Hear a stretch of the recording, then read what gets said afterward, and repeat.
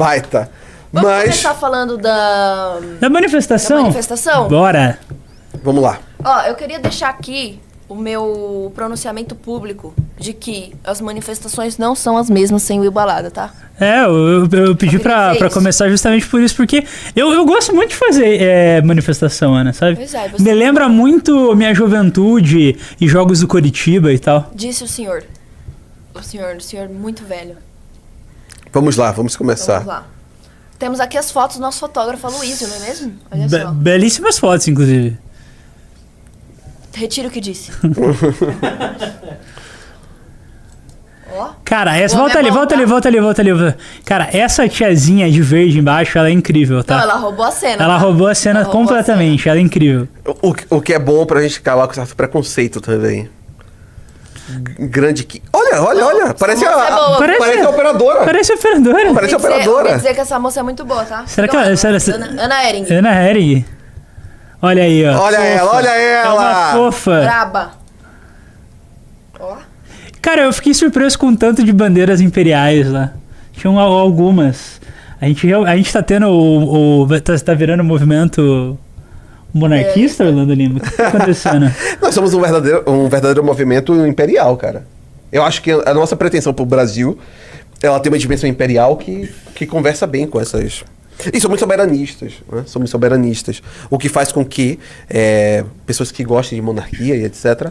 conversem conosco e nos vejam como um projeto político sério. Sabe, eu vou contar um bastidor aqui pra vocês lá do Paraná. Sabe quem que veio conversar com a gente e tá gostando da missão, da campanha do Renan, e inclusive se filiaram na missão?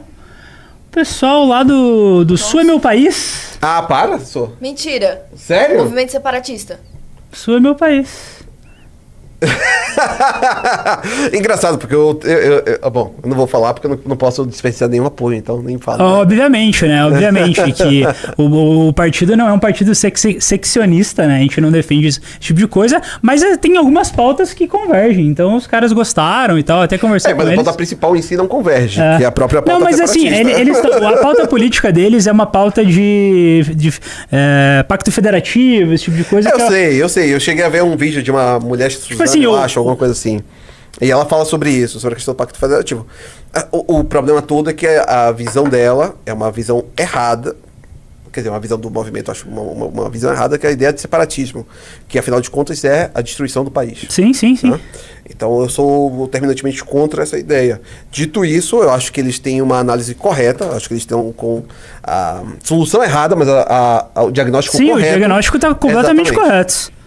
O que faz com que tenha uma conversa ali, sim, perfeitamente. Mas perceba bem, os movimentos separatistas, eles só existem porque, obviamente, a forma como está dada a governança entre elites locais e Brasília está tão... Foi o que a gente falou hoje no almoço. O pacto federativo completamente... Foi o que falamos hoje no almoço. A ideia de ter oligarquias era termos, pelo menos, oligarquias que tivessem alguma ligação com a realidade local. Né?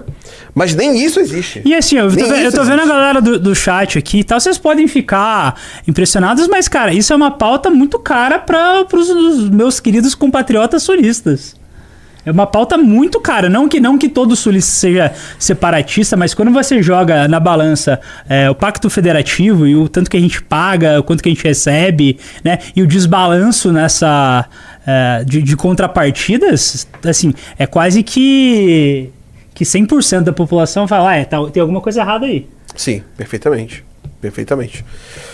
E obviamente, nós temos um outro problema, que é o fato de nós termos uma forma de governança que é completamente extrativista. Uhum. O nosso grande problema da desigualdade no Brasil, da injustiça brasileira, é que nossas elites são extrativistas ao máximo. Então, como elas que é o problema da democracia liberal no Brasil, né? Temos o problema da democracia liberal no Brasil, que é o fato da democracia liberal, ela ter aquela questão de ser completamente impessoal, a impessoalidade. Temos uma burocracia angelical, que está indefinida, e como, ao mesmo tempo, essas elites extrativistas têm todas as benesses do patrimonialismo. E é por isso que eu sempre busco escrever sobre a ideia do patrimonialismo positivo, que é, em última análise, uma forma política patrimonialista de ponta a ponta, onde o seu bônus em relação a isso tem que ser compatível à sua responsabilidade para com a terra. Eu acho que isso é essencial. Na época do Império, por exemplo, tínhamos a figura do Capitão Mor, que era uma figura voltada a fazer a fiscalização das elites locais, que eram os donos de engenho, né? Em favor do Império. Por quê? O senhor de engenho, ele tem muito benefício, tinha muitos benefícios, mas ele tinha muita responsabilidade com o desenvolvimento da região, com a segurança da região, com a infraestrutura da região. Tudo isso estava determinado pelo senhor de engenho.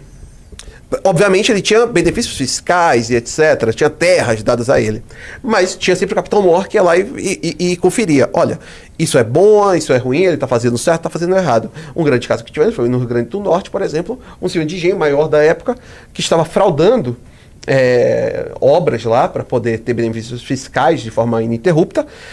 O Capitão Mor chegou lá e simplesmente viu aquela palhaçada e quis a destituição de terras dele. Né? Queria desapropriá-lo. Ou seja, existia uma responsabilidade. Hoje nós não temos essa responsabilidade. Pizzaria do Panus mandou R$2. Meu Deus, Andrômeda e Via Láctea. Via Láctea estão colidindo. Vamos lá. Orlando ficou sem graça. Não, é porque eu não gosto do Pizzaria do Panucci. É a verdade, vocês tiveram um caso amoroso já. Né? Cara, eu vou poder falar aqui? Pode. Cara, Pode tudo, Orlando. O Pizzaria do Panucci ficava me mandando pimba, pedindo pra mim mamar. Sério, Pizzaria do Panucci mandava pimbas querendo me mamar. E ele mandava assim, R$5. Por R$5 você quer me mamar? Você é louco, filho! Oferece mais aí que ele aceita, hein? Porra! Eu acho que o problema foi só o acerto de valores, Caramba! né? Por R$5? Eu também acho. Aí eu tive que bloquear esse rapaz, que é um doente, é um degenerado. Não, é um degenerado, Pizzaria do Panucci. Vai procurar a conversão para Pizzaria do Panucci. Vamos continuar as fotos aqui. Olha lá. Tinha bastante gente, tá? Realmente... E cara, eu vou falar um negócio pra você, Ana Hering. A quantidade de... Sabe uma coisa que me surpreendeu? A quantidade de mulheres na manifestação. Mas isso eu percebi também no Congresso de Piracicaba. Também tinha bastante mulheres. Em comparação com quando eu entrei aqui, que eu fui nos primeiros congressos e tal, tinha menos mulheres do que tinha agora. Cara, mulheres e assim, mulheres de todas as idades, de todas as tribos, de todos os credos. De todas as raças, de todas as cores. Todas lindas, maravilhosas e empoderadas. Exatamente, calma. Calma lá. Pizzaria do Panucci ali, mentiroso. Eu posso difamá-lo tranquilamente. Manda um cheeseburger que ele aceita. Eu simplesmente posso difamá-lo tranquilamente, cara. O Gabriel leva ferro. Gente, eu preciso falar que eu tristemente perdi o conector da minha lapela, tá? Cara. Quem que ocupa? Esse é seu momento. A minha mesma. Esse é seu momento. A minha mesma. Quem que é o culpado agora? Ocupada. Quem que é o culpado, Ana Hering? Não, você tava reclamando de outra pessoa pra mim. Medon! Você perdeu. Brincadeira, mas foi na hora que ele foi devolver o celular pra mim, caiu. Porque ele tava preso no cordão aqui, ó, e eu... Cara, o Renato Batista, ele parece incrivelmente forte, mas, enfim... Igual você agora. Só é gordo. O futuro governador, grande engenheiro Léo. Grande engenheiro Léo. Olha eu de novo aqui. Cara, mas foi você que fez essa seleção de fotos? Você viu, né? Só tem você não, tá no aí, Instagram porra. da Luísio. Não, obviamente foi o maior gado do MBL. É claro, pelo amor de Deus. É que ela me dá uma calabresa. Rapaz, Eita, sai fora. eita. Ó, a Nossa Senhorinha ali. E o Coringa. É o Coringa Garreaça. Puta, eu gosto muito do Coringa Bom, Garreaça. o que eu posso falar sobre a manifestação? Tem algumas coisas pra poder falar. Quer começar? Comece. Não, pode começar. Eu vou complementando.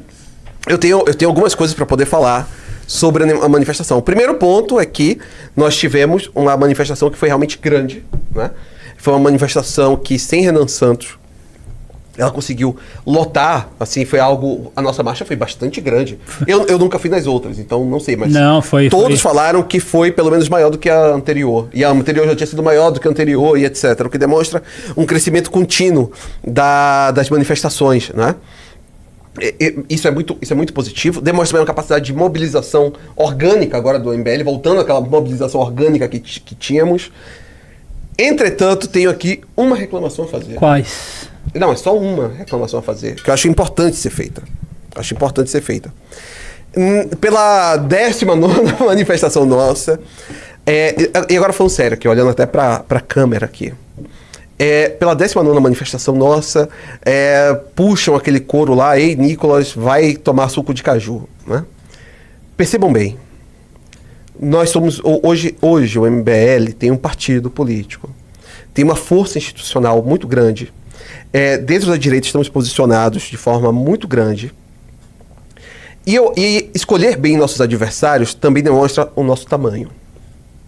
Nicolas Ferreira, por mais midiático que seja, por maior que seja o Instagram dele, ele não é do nível como nosso adversário principal. Nossa bandeira sempre vai ter que ser como tem lá aquela belíssima música que é Lula e Bolsonaro, né? Uhum. Vão para casa, pega o Vorcar e vai pra casa do caralho. Exatamente, não precisa xingar, mas essa aqui é free palavrão, Ana? Olha, normalmente quando o Renan tá aqui é uma mais conservadora, mas como é a gente que manda neste momento... Eu acho que seria bom sem palavrão. Temos hoje pessoas mais... Não. Mas eu acho que nós deveríamos parar com isso, tá? Isso acho que é um recado importante. Escolher bem os adversários também demonstra o nosso tamanho. Também demonstra... Eu vou fazer um meio ponto aqui. Pode fazer. A gente tem... era uma marcha contra a corrupção, mas, obviamente, todas as nossas manifestações elas foram inspiradas pelo caso Banco Master, que, em certa medida, Nicolas também está envolvido. Então, assim, eu vejo um pouco de sentido nas pessoas cobrarem o Nicolas Ferreira. Eu só acho o seguinte, eu acho que é um tanto quanto desnecessário a gente demandar tanto do nosso tempo atacando ele. Ele é um personagem secundário até onde a gente sabe. Caso a delação e as investigações mostrem um envolvimento maior dele, eu acho que daí sim a gente pode demandar um pouco mais de atenção pra ele. Mas nesse momento não, cara. Vamos focar no Xandão, vamos focar no Toffoli, focar no Vorcar e vamos pra cima. Mas eu não acho que seja esse o ponto em relação ao Nicolas. É bom deixar claro. A gente sabe que aquilo ali é feito. Quando puxamos esse tipo de coro, não puxamos esse coro pelo envolvimento dele, etc. Esse coro é puxado porque entende-se ele como uma espécie de adversário. E não é, ele de fato não é um adversário, porque ele não está no tamanho da missão, ele não está no tamanho do MBL, ele não tem a importância institucional que nós temos. Ele é um subordinado ao PL. É isso que ele é. Nicolas Ferreira é um subordinado do PL. Ainda que internamente ele tenha lá sua facção política, ele é só um subordinado. Que pode fazer algum faccionalismo interno sem ter capacidade para fazer uma cisão com o PL. O que ele pode fazer? Ele pode fazer negociações internas. Mas ele não é a principal voz. Está longe disso. Acho isso preocupante porque nós estamos colocando, então... E temos que escolher bem nossos adversários. Quem são nossos adversários? Flávio Bolsonaro e Lula. Quem é que Kim Kataguiri mira? O STF. Porque esse é o tamanho de Kim Kataguiri. É mirar nas grandes forças do Estado brasileiro. Porque o Kim Kataguiri é uma das grandes forças do Estado brasileiro. Dentro da oposição, não temos uma força tal como Kim Kataguiri. Quer dizer, só nós temos essa força, né? Então, eu acho que é importante que façamos esse tipo de reflexão e consigamos finalmente superar aquela velha... tínhamos uma espécie de síndrome, né? Por sermos minoritários, acreditávamos que éramos pequenos demais. Temos que superar essa fase. Somos minoritários na direita, sim, mas não somos pequenos demais. Hoje, temos e somos a terceira força política do país. O futuro nos reserva um lugar lá, em cima. Somos a força política mais jovem do país. Não idade apenas nossa, ou de formação institucional, mas de nossa base eleitoral. Somos também uma das mais engajadas, não é? O que faz com que nós temos um futuro que o próprio Nicolas não tem. O Nicolas tem sua base tão envelhecida quanto a do bolsonarismo. É uma base feminina e velha. O Nicolas, ele disputa essa base jovem com a gente só dentro do público evangélico, mas tirando o público evangélico, a gente é majoritário. Vale lembrar um comentário que eu fiz essa semana no Morning Show, que o Nicolas, ele tá formando o seu exército próprio dentro do bolsonarismo, basicamente formado por ex-MBLs. E Maquiavel já falava 500 anos atrás do exército dos mercenários, né? Então, assim, sim. vai dar certo, Nicolas. Confia, seu exército tá super bem. Você tá reunindo ótimas pessoas. Eu tava até conversando com o querido Pedro Deirô ali sobre algumas alianças aí de ex-MBLs e tal, uns que foram candidatos, depois não eram mais candidatos, depois foram candidatos, um elegeu, outro não elegeu e tal. E é aquela coisa, né? Eu acho que a gente participa de um grupo político onde a nossa base é a confiança, é a amizade, é lutar por um ideal em comum. A base desses caras, ela é muito superficial no sentido de que, olha, eu tenho um ego muito inflado, então eu vou estar do lado desse cara aqui, vou apoiar esse cara até eu me eleger, a partir do momento que eu me eleger, ou conseguir aumentar e ter um capital político maior do que ele próprio, ele que se ferre, não existe nenhum resquício de lealdade entre essa galera. A base do exército dos mercenários. Você paga pra pessoa estar ali com você, mas a partir do momento em que alguém pagar mais, ela vai pro outro lado. Então, Sim, ela não tem apego com ideias, ela não tem apego ao grupo, ela não tem apego a nada. Ela só tem apego ao que lhe é oferecido. Então, daqui a pouco mesmo eu vou gravar uma aula pra academia. E nessa aula da academia, bom, eu vou falar um pouco sobre alguns autores, tal, da direita, para falar sobre imaginação política. E tem o Guillaume Fay, que é um dos autores que eu mais gosto, que é um francês, infelizmente já morto. O Guillaume Fay, ele tem um livro chamado O Declínio do Ocidente, ou O Ocidente como Declínio, é o nome do livro. Tem um capítulo chamado Antípolis. Né? Eu recomendo a leitura desse capítulo para todos. Eu acho que vou recomendar isso lá na academia. Vou tentar pegar esse capítulo e disponibilizar para vocês. Né? Mas em Antípolis ele faz a separação entre a politiquinha, essa política cotidiana, e a grande política, né? Que é um conceito quase que nietzschiano, né? A questão da grande política.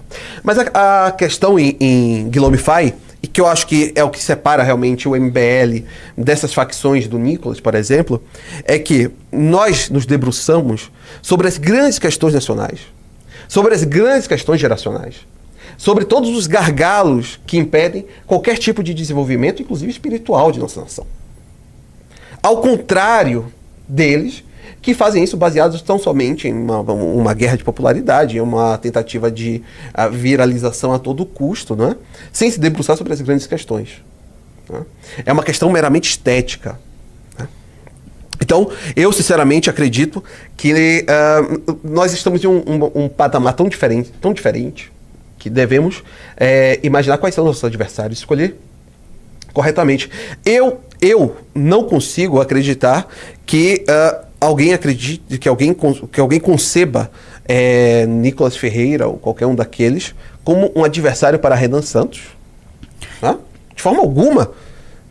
Assim, se colocasse um debate entre os dois... E eu acho uma coisa que tem que ser dita, eu vejo muitos comentaristas, analistas falando, porque o futuro da direita é Nicolas Ferreira, o futuro da direita é Nicolas Ferreira. Cara, a gente tem 2 ciclos eleitorais aí até o Nicolas Ferreira poder pensar em se candidatar à presidência da República. Exato. Então, um afobamento dessa galera em relação ao que o Nicolas Ferreira será daqui a 8 anos gigantesco. Sim. Inclusive o Nicolas pode simplesmente, assim, daqui para lá, acabar. Sim. Ele pode acabar. O que é muito provável, dada como é raso, como não tem profundidade, e esse é um problema de que não tem profundidade, né? É que ele não consegue, então, ficar durante muito tempo. Ele simplesmente pode, a qualquer momento, sumir. Né? É algo... Todos esses grandes influencers... Todos os grandes influencers do Brasil, já tivemos a Kéfera, por exemplo. A Kéfera sumiu, cara. Grande Kéfera, eu conheço a Kéfera. Eu estudei com a Kéfera. Sério? Eu fiz teatro com a Kéfera. Caraca, não sabia disso, cara. Fiz teatro com a Kéfera. Depois do Balada que ela virou lésbica. Não, Caraca. Ela era bem heterossexual na época. Ela é lésbica? Agora ela é.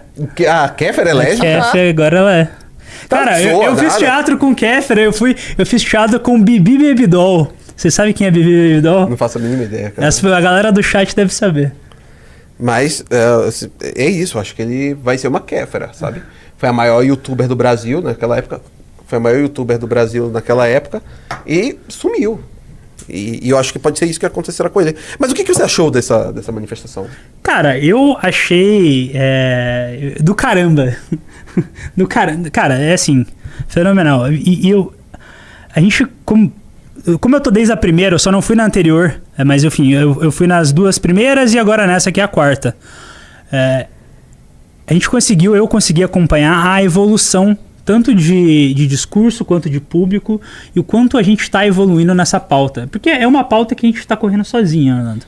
É só a gente que tá falando isso, é só a gente que vai pra rua, é só a gente que tem coragem de falar aquilo que precisa ser falado. Sim. Então, você vê o amadurecimento do nosso público, do nosso discurso, até a questão dos cartazes e tal, as pessoas estão entendendo. No começo eles acharam que era uma coisa, e agora a gente foi entendendo aos poucos que, cara, o Vorcaro ele é uma peça fundamental, mas os alvos são outros, os alvos são maiores. Porque eu lembro bem que a primeira manifestação a gente resolveu fazer na frente do Banco Master e focar exclusivamente no Banco Master, falar muito sobre Vorcaro e tal, falava-se um pouco sobre Toffoli. Agora a gente tem uma noção de que o Vorcaro ali, ele é uma peça que pode solucionar um grande quebra-cabeça, um gigantesco quebra-cabeça que envolve principalmente Alexandre de Moraes. Então, eu acho que o nosso público conseguiu entender que o foco é o STF, o foco é o judiciário, o foco são essas grandes figuras, e aí já entrando naquilo que você falou, que esses outros personagens, eles devem ficar em segundo plano. A nossa guerra, a gente tem um inimigo claro, e assim, numa guerra você sempre tem que deixar de forma muito clara quem é seu inimigo. E o nosso inimigo se chama STF, nosso inimigo se chama Alexandre de Moraes, nosso inimigo se chama Dias Toffoli. Está muito claro. E Flávio Bolsonaro e Lula. São nossos 2 adversários também. E são verdadeiramente nossos únicos adversários políticos. E todos todos os demais foram superados. E vale ressaltar que eles são aliados ali em contextos diferentes, mas todos esses 4 personagens, eles são aliados em algum tipo de contexto. São. Agora você está vendo um alinhamento entre Flávio e Lula na questão lá do TCU. Né? Sim. Pô, agora tadinho caramba também. Eu fiz aquela piada escrota uma vez lá no grupo e não posso repetir aqui. Mas o Hélio Negão, ele agora tá sendo rifado pelo Flávio Bolsonaro. Né? Não, ele foi completamente mogado pelo Flávio. Cara, imagina assim, a humilhação pro Hélio Negão, porque ele era o avatar lá do... Né, era o... Que avatar... É o Tolkien. Ele é o Tolkien e tal, e ele fica fazendo uns negócios vergonhosos. Tipo assim, toda semana ele tá na frente da casa do Bolsonaro. Aí ele cara, você entra no Instagram do Hélio Negão, é basicamente ele, tipo assim, na frente da casa do Bolsonaro, ou ele ajoelhado orando pelo Bolsonaro, ou ele fazendo alguma coisa pelo Bolsonaro. Então, ele se coloca numa figura de subserviência gigantesca pelo capitão. Aí ele vai lá, o filho dele, e assim, a primeira vez na carreira política do Hélio Negão que ele tenta tomar protagonismo de algo. Sim. Que é pra conseguir uma mata vitalícia, beleza, mas ele tomou o protagonismo de algo. E ele foi completamente rifado e mogado pelo filho do seu grande amigo. Cara, ele deve estar assim... pé da vida, pra não dizer o mesmo. Olha, eu não sei se ele vai estar pé da vida ou qualquer coisa do tipo, por um motivo. Não existe ele, o Negão. Ele não existe, né? Ele é assim, assim, ele presta uma fidelidade muito grande pro Bolsonaro e pra família, né? Ele deve ter se sentido pelo menos traído agora nesse momento. Eu tenho uma dificuldade muito grande em acreditar que, por exemplo, ele seja verdadeiramente leal a alguma coisa, tá? Eu tenho dificuldade. Você acha que não? Eu acho que ele é leal. Acho que não. Eu acho que ele não é uma lealdade genuína. Lealdade genuína é se você pudesse existir fora de determinado organismo e você decide ficar nesse organismo. Não existe Hélio Negão fora daquele organismo. Entendi. Sabe? Ele é um parasita. Então, como um parasita, ele vai sempre estar ali atuando como um parasita. Ninguém vai me dizer que um carrapato é fiel, é leal a um boi. Não, um carrapato é um parasita. Eu acho que o Hélio Negão é um parasita e é por isso que ele não tem uma opinião, ele não tem uma emoção genuína sobre isso. Ele tentou algo. Mas se seus senhores mentais falarem que não, sabe? E ele não pode fazer mais nada. É isso. Então, eu não consigo olhar pra ele. Você acha que o Hélio Negão ele vai ser eleito esse ano, ser um capitão? Sem a imagem do capitão? Ah, mas acho que sim. Acho que ele consegue ali, se colocando como esse homem fiel escudeiro e tal. Porque assim, a gente... Cara, ele faz tudo o que precisa. Mas pensa comigo, nesse cenário aqui... Estamos. Por favor. Apareça aí. E aí? Caramba! Eu ia gravar aqui. Não, gravar aqui? Não, eu ia fazer um vídeo. Não, por favor, termine agora essa live. E aí? Tudo bom? Tudo bom. Trouxe meu queijo, Serra da Estrela? Cara, eu esqueci seu Ih, queijo olha lá. junto com as coisas do meu pai. Não, tudo bem. Seu pai já vai te dar uma cintada. Até tá as tudo moedas certo. dele. Eu tava com o franco suíço a porra toda pra entregar pra ele, que ele faz coleção de moeda. A Fernanda me mandou mensagem dizendo, olha, as moedas estão aqui, tá? Eu falei, ok, obrigado por avisar agora. Obrigado por avisar agora. Fala com sotaque português. Não sei. Esqueci as moedas do papai. Eu não sei fazer, não sei Nossa, fazer. cara, não. você tá morando lá faz quanto tempo? Quase 5 anos já. Você não consegue imitar um Portugal? Não, não sei imitar. Sei falar Portugal. Portugal. Portugal. Portugal. É só você comer algumas vogais. Portugal. Cacete. De resto, não sei. Tudo bom, pessoal? O que vocês estão falando aí da manifestação? Manifestação. Agora não, eu tava falando do Hélio Negão. Ah, a gente tá falando do Hélio Negão. E o que você acha de Hélio Negão? Você acha que ele vai ser eleito? Porque assim, a gente tá numa discussão sobre se o Hélio Negão, de fato, ele tá ofendido porque ele tomou uma rasteira do Flávio na indicação do TCU. Já ou não. rodou, né? Já rodou, já se fudeu. Já foi pra um petista. Isso aí o Flávio já fez um acordo pra dar pro PT. Essa aí, né? Mais uma, nossa camisa Mais 10. uma camisa 10. Mais um Não, golaço. ele é, do nosso ele é nosso 10. camisa 10, ele é camisa 10 do Lula, ele é camisa 10 de todo mundo. É impressionante. Joga muito, joga muito. Menos dele mesmo. Menos dele mesmo. Cara, eu não sei do Hélio Negão. Acho que ele vai rezar muito. Né? A gente tava falando isso Vai também. ter que rezar muito. Eu acho que a questão dele toda é isso. Acho que ele, enquanto estiver rezando, pronto, é eleito. Você acha que Ele não precisa de muita coisa.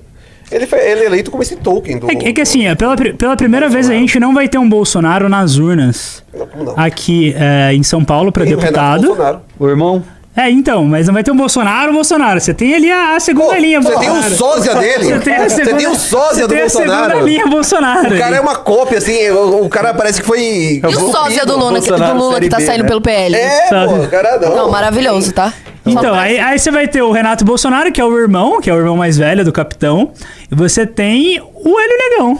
Que, assim, você não tem mais o Eduardo pra puxar voto, você não tem mais a Zambelli. Assim, a chance do... Bom, se bem que a Zambelli, não sei se ela puxou voto, né? Dizem aí que ela, depois da arma Não, de mas fogo- ela foi muito bem votada. Ela foi muito bem Mas votada. porque foi segundo turno, não foi aquela coisa da arma? Foi o segundo turno. Ela então. prejudicou. Não, ela foi muito esperta. Tipo assim, depois que garantiu dela, ela falou, pô, foda-se o resto. Ela pegou e tirou a arma no meio da rua, tá ligado? É tipo o segundo turno do nada na Hering, no meio da rua, assim. É que, cara, Aí ia alavancar, tá? a gente ia alavancar, tá? Quer pegar uma